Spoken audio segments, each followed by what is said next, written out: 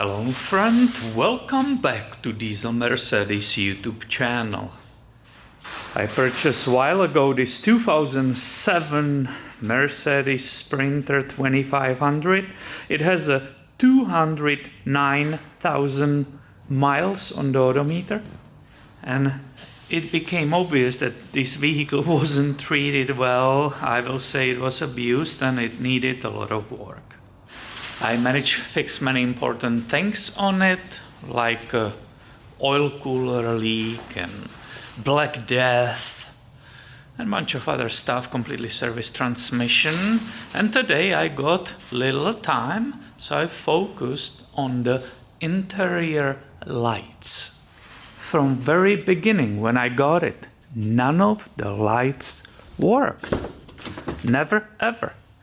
No matter what light, what assembly I turned, and look, this one works because I fixed it today. So no matter what I touched here, and I will go through the van, there was another light which is being fixed right now, right here above this slider. There is another light right here, sorry for darkness, and there is another light in the back here. Where are the both doors? I will go ahead and turn this button, so that's for opening, and this one will start the lights. So do you see? This operates, this switch, I hope you can see it. Yes, you can. This operates 1, the rear one, 2, and the number 3 above the slider, which I said it's missing right now, and I will explain why. So none of this will work whatsoever. No matter how I moved anything, it was dead. Well, it didn't bother me because I was not driving it. And finally, today, I found the time to deal with it, and I will show you step by step what happened. By some miracle of God, this printer actually came with that entire pouch, and there is owner's manuals. I immediately went and looked in the section with the fuses.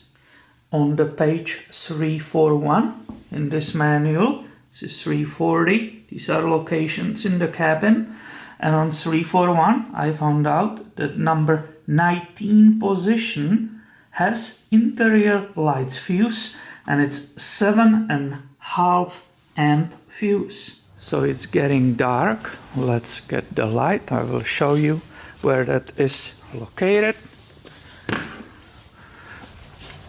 Maybe this way. So right here you have the cabin fuse box. This goes off, and if you look, number 19 was right here, and it was 7.5. I pulled that 19 out with the needle nose pliers, and of course it was burned. And of course, when I took a brand new one, put it there, 7.5 amps, that blew it right away. It took like half second. I thought I heard something weird, and then it blew. None of the lights came on. So I upgraded just for a testing. I took a 20 amp, which you see there actually right now, which is not correct. There should be the exactly same 7.5 amps, but I put, for purpose of testing, I put a 20.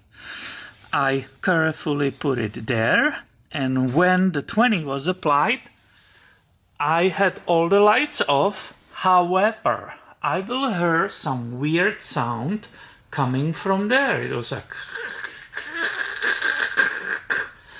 So I always applied it only for like half second, 1 second.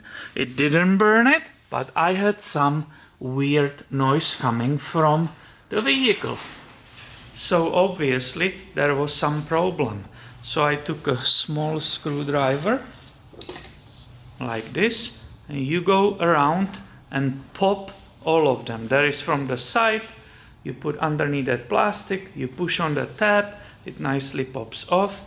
And the one which is missing, you saw it above that sliding door, was defective.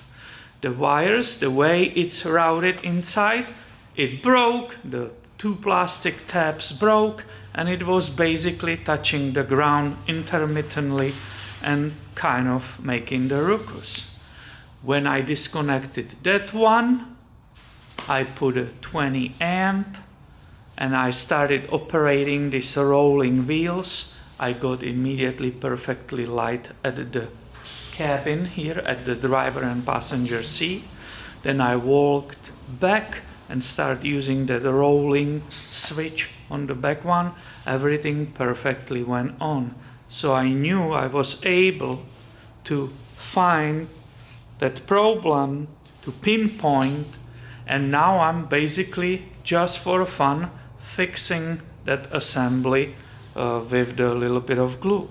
When you see the light in the vehicle like this, here is the tab you push with that screwdriver, so you just poke there and it lets you to lift it. Here is the inside, this is kind of the bulb, and basically there was another steel part which I have even no idea why it is there. So that was all making a ruckus because it was disconnected and it was shorting itself, therefore blowing those fuses immediately. This entire assembly, I think from Mercedes, costs what, $25, so you can go ahead and order it and just replace the whole thing without playing with the glue. I was like, well, whatever, let's try put it together this way and pop it in. I already did and it perfectly works, so that's completely up to you, but it was my troubleshooting.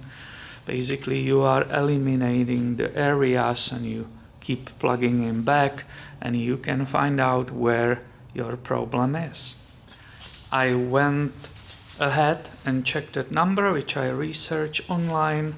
It should be from Mercedes-Benz, the A906-820-0701, and they call it interior lamp. I love those moments when we finally succeed and everything works as it's supposed. Look at that beauty.